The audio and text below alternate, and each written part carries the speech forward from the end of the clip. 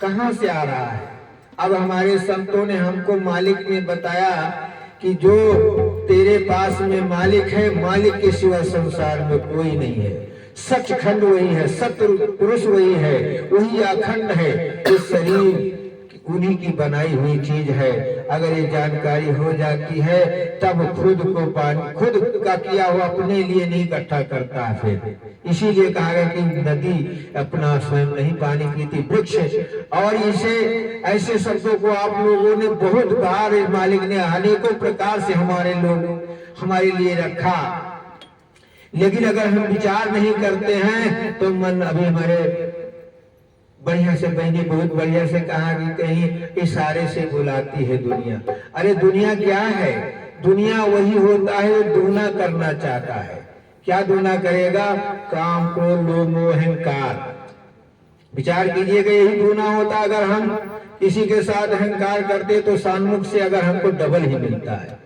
और विचार कीजिएगा, हमने आपके चरणों में इसे रख रहे हैं कि हमने ऐसे शब्दों का अपने हृदय में सदा इसका उपयोग करता हूँ, मालिक के प्रति भाव रखता हूँ कि मुझे उल्ट करके नहीं करना है। जैसे कि आप लोगों को कटु वचन दिया गया, अगर उल्ट करके आपने किया तो आपकी तबीयत खराब हो जाएगी। जैसे कि अगर हम कोई चीज खाना खा लेते हैं और अगर पलट के आ जाता है तो हम कहते हैं भैया इसकी तबीयत खराब हो गई, कालरा पकड़ने वाला होगा, कोई ऐसे और कठिनाइयां होगी, इसलिए पलटी मार गया, पलटी हो रही है इनको।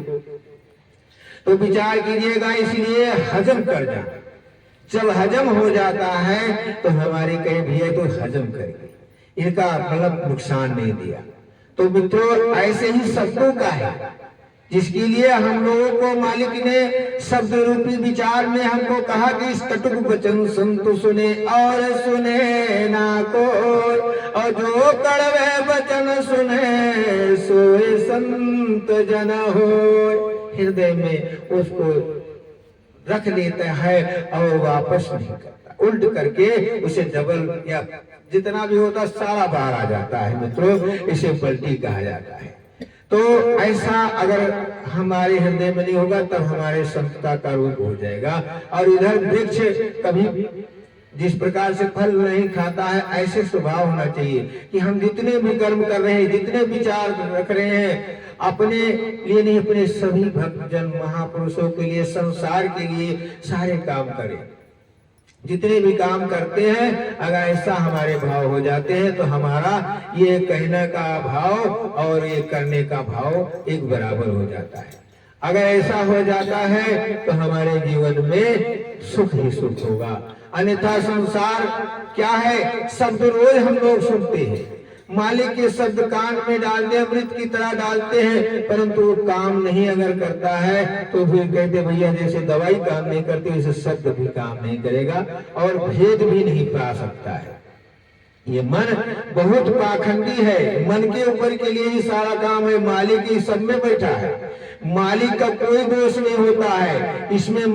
जो मन है यही नहीं मानता। हमारे भगत जी बैठे हुए कहते मानत नहीं मन मोरा साधु। ऐसे संसार की जिसने भी जीव मालिक ने बनाया और बना करके बैठे हैं, लेकिन मालिक का दोष नहीं होता। इसमें दोष किसका है? मन का है। अगर मन जुड़ जाता है तब कहते हैं कि मन तो ज्योति स्वरूप है, अपना मूल पहचान। अपना मूल पहचान जाएगा कि मैं क्या हूँ, हम में मालिक के सिवा संसार में कुछ भी नहीं हूँ। तभी कहता है, नहीं तो हम लोगों को पाखंडी कहेगा। कौन कहेगा? ये मन ही कहता है।